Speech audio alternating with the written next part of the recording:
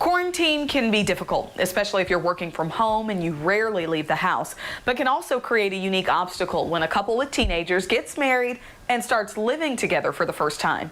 41 Action News traffic anchor Deja Jones brings us the story of one family trying their best.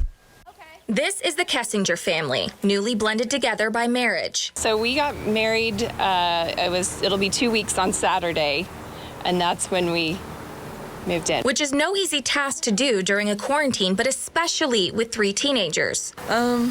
Definitely weird. You know, it's hard at first. For new relationships and families that haven't quite formed those relationships and connections yet, this is going to require a lot of patience and a lot of empathy. One of the biggest challenges for the family so far?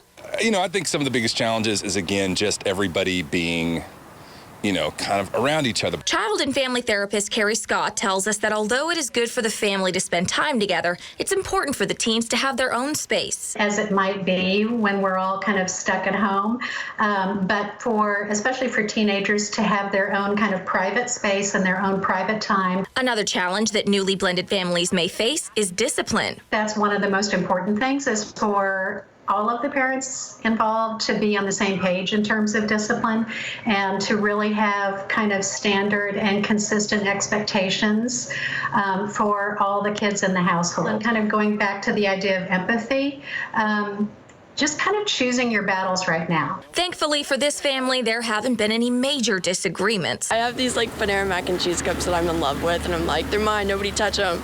And when I asked about some of the positives with having new family members move in, With the dishes, nah. But it's just easier to spread chores across everyone. the Kessinger family has done a pretty good job of getting to know each other as well. At the end of our interview, they all agreed that being quarantined isn't fun, but they're glad they have each other. Reporting in Kansas City, Deja Jones, 41 Action News.